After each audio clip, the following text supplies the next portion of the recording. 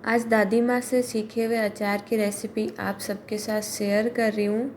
ये अचार अपने आप में इतना ज़्यादा स्वादिष्ट होता है कि 2 किलो अचार आपके 10 दिन के अंदर ख़त्म हो जाएगा, क्योंकि इसमें मिलाई जाती एक ऐसी चीज़ जो अपने आप में इतना स्वादिष्ट बनाता है कि बाकी वाले केयर के अचार से बिल्कुल डिफरेंट टेस्ट होता है। इतना ज़्यादा स्वादिष्ट होता है ना कि बस पूछे मत। और तरीका एकदम देसी, बहुत ज़्यादा सिंपल। तो चलिए देर किस बात की, बनाना शुरू करते हैं। ये माँ के द्वारा सिखाया हुआ मस्त टेस्टी अचार। तो इसको बनाने के लिए मैंने सुबह से ही प्रिपरेशन शुरू कर दी थी।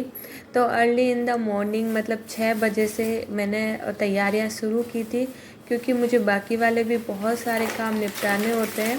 तो बीच बीच में जब भी टाइम मिलेगा इसका प्रिपरेशन होता रहेगा और फाइनली शाम तक मैं बना दूंगी। लेकिन अगर आप फ्री है ना, तो इसको बनाने में ज़्यादा टाइम नहीं लगेगा। आप इसको आसानी से बहुत कम टाइम में बना पाओगे।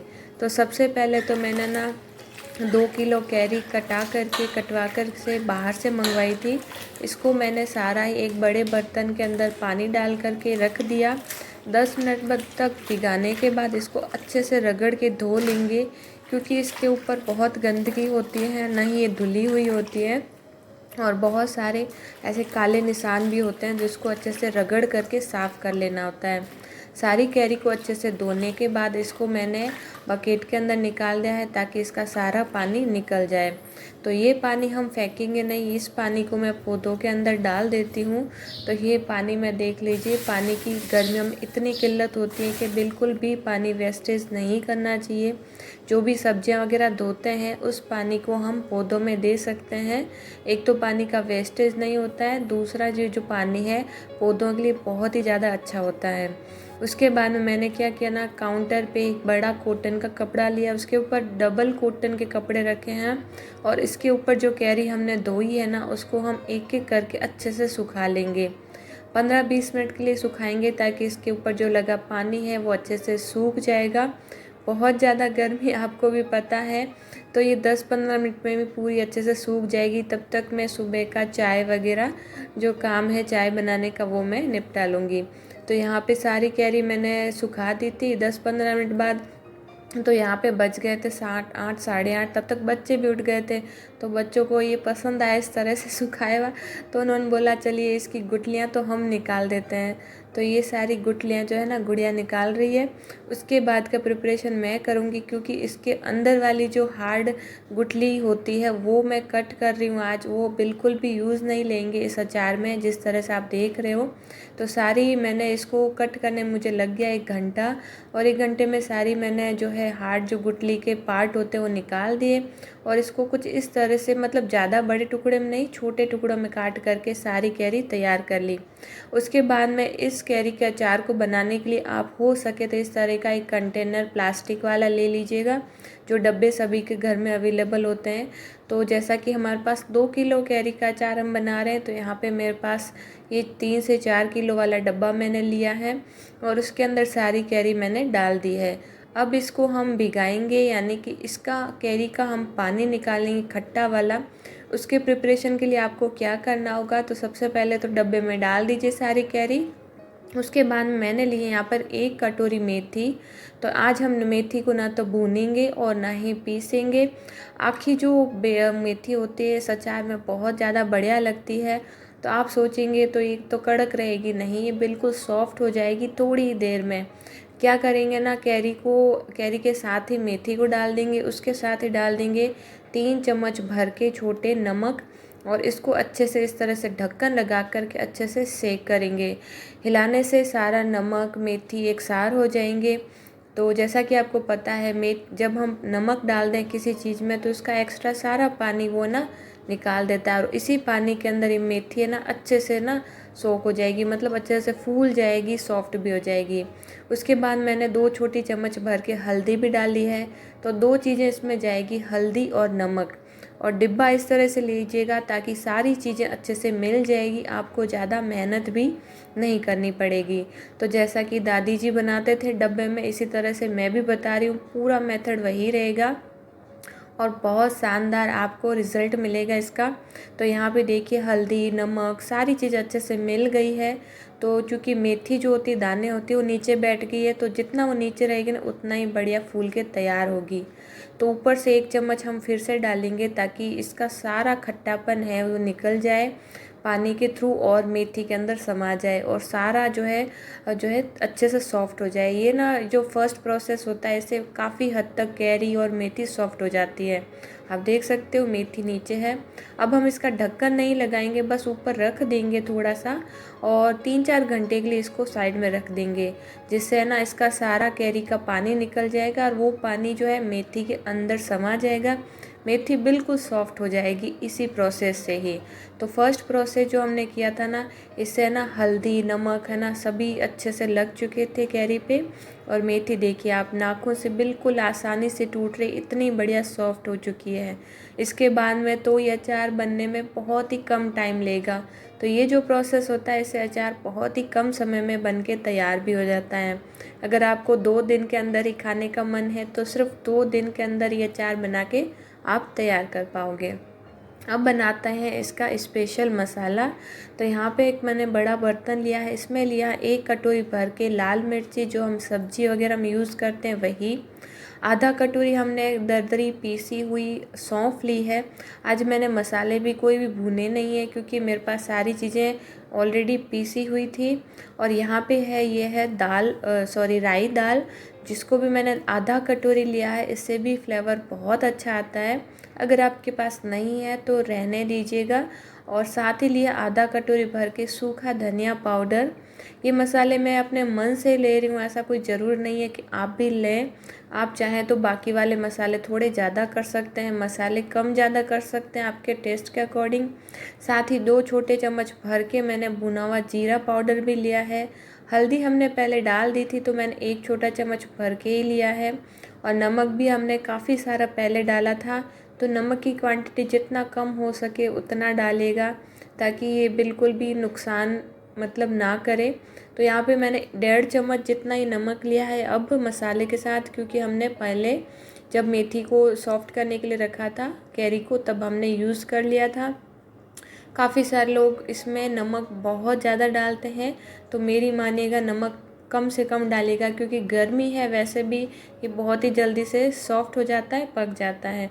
तो मुझे लाल मिर्ची थोड़ी कम लगी तो मैंने 2 छोटे चम्मच भर के और ले ली है। और यहाँ पे हमारा मसाला हो चुका है तैयार।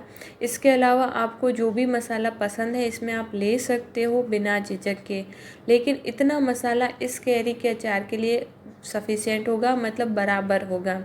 तो इस मसाले को हम इसी कैरी के साथ अभी ही डाल देंगे। क्या होगा ना कि मैंने नीचे से बताना भूल गई, नीचे से इसका जो पानी है ना मेथी के ऊपर अच्छे से लगा हुआ है, कैरी के ऊपर भी अच्छे से लगा हुआ है।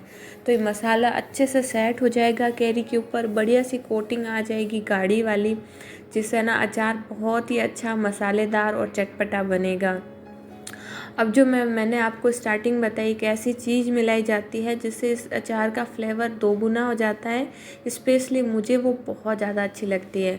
तो वो जो चीज़ है वो अभी हम नहीं डालेंगे, इसके बाद में डालेंगे। सारे मसाले को अच्छे से मिला लेंगे एक बार चम्मच से, और उसके बाद में ढक्कन लगा करके इसको बढ़िया से हिला करके सारे मसाले को हमें एक सार कर लेना है। ये प्रोसेस भी बहुत ज़रूरी है। तो ये दोपहर का टाइम हो चुका था, तो दोपहर के टाइम का ये प्रोसेस है जिसमें मैंने मसाले अच्छे से इसके अंदर मिक्स कर लिया। आप नीचे से देख सकते हो बिल्कुल गाढ़ा लग रहा है, क्योंकि यहाँ पे जो ना पानी का लेवल था, जो कैरी ने पानी निकाला था, तो ये पानी हमें बिल्कुल भी नहीं निकालना है, क्योंकि ये मेथी में एब्जॉर्व हो चुका था और ये बिल्कुल भी इसे ख़राब नहीं होता है अचार। ये कैरी का खुद का पानी है, एक्स्ट्रा हमने कुछ भी यहाँ पे नहीं लिया। लेकिन इससे क्या होगा ना, ये मेथी कैरी अच्छे से सॉफ्ट हो जाएगी और मसाले भी बहुत ही जल्दी गल जाएंगे और सॉफ्ट हो जाएंगे।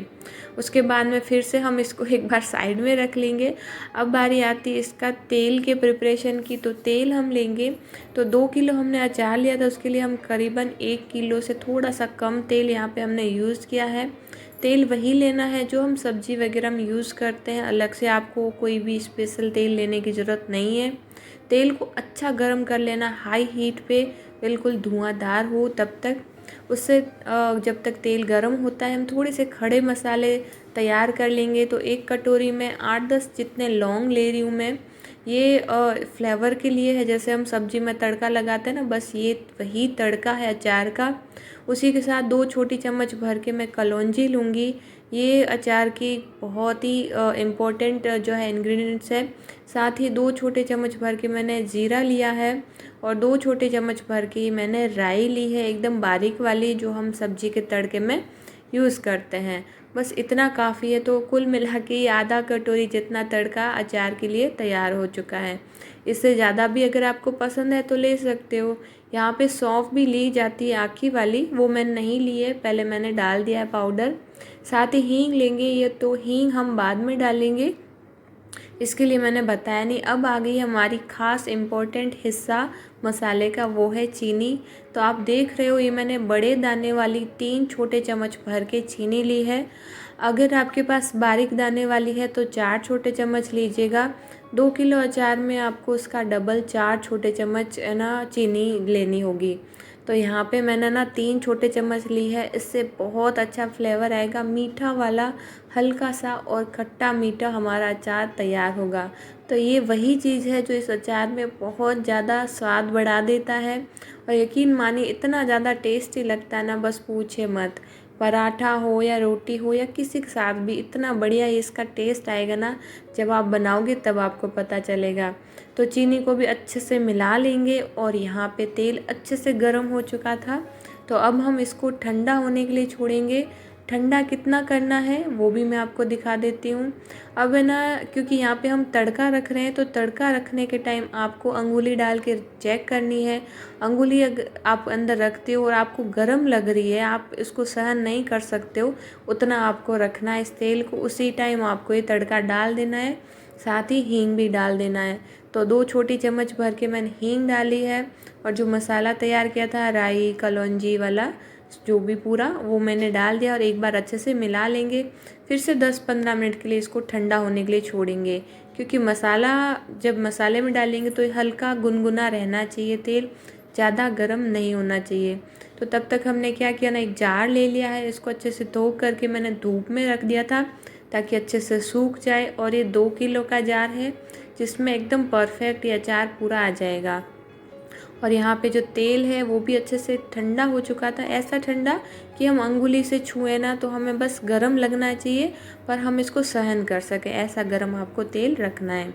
अब जो ये डब्बे में हमने मसाले चीनी डाली थी वो सारे एक सार हो चुके थे और एकदम गाढ़ी कोटिंग आ चुकी थी कैरी के ऊपर। तो अब क्या करना है, जब भी आप अचार बनाओ ना तो कभी भी कोई एक्स्ट्रा मटेरियल का बर्तन ना लें, प्लास्टिक का ही बर्तन लें बनाते वक्त, और डालते वक्त लें कांच की या फिर चीनी की बरनी।